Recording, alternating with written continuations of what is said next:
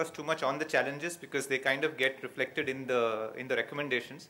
And also we felt that on the technology piece, we heard a lot of innovations and we see a lot of things happening. So we did not want to specifically recommend on the technology part, and we focused a lot on some of the larger areas of recommendation, a lot of which deal with government. Now the reason for this is that unlike some of the other sectors, education is something which is where even if you're a private education provider, a lot of policies of government that control what you can do and what you're allowed to do, and you have to work within those laws. So we kind of divided the recommendation into three categories, out of which the first two showing here are both under policy. And one of the points we wanted to emphasize, and a lot of people in the group felt, was this emphasis on quality, that which education should not be seen as a numbers game, and hence the first and to some extent the first two recommendations relate to trying to emphasize the quality aspect. The first one says that, so we're all saying that for RTE and for other things we need a large number of teachers, but often this is interpreted in government circles as teachers means so many numbers of teachers and therefore numbers of institutes and numbers of teacher educators, whereas we feel that it has to be something where the quality is kept into account. One of the ideas was multiple routes to teacher certification. So if I have people who have the experience or there is a person who is who has been teaching, who's able to take a course and become a teacher, demonstrate the skill, I need not insist that only this particular course, this particular duration is required.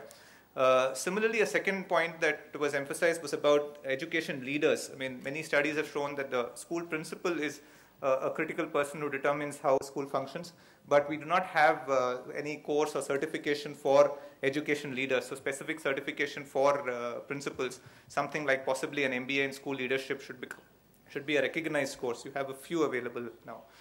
A second large point was on PPP and private participation, which essentially is that in key areas, and there are actually a number of areas, starting from running of schools, but things like teacher training, remediation, content development, models where the government participates either in a PPP mode or in a mode where partners are invited to participate in these particular sectors. So for example, diets, I have a crisis, can I look at either a PPP model or allowing NGOs to run diets over a specific sector, a specific large geographical area.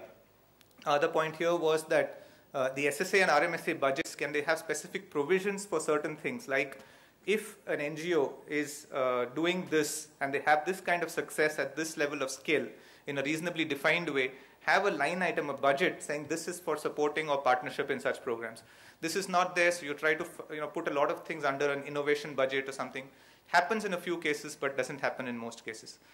A third category was about awareness, specifically public education campaigns, and we looked at two areas specifically. One was about attracting good people to become teachers. Very simple to do, done in many countries, but unless we do that, we will not be able to attract quality of people coming into education. Similarly, a public education campaign on what is quality education.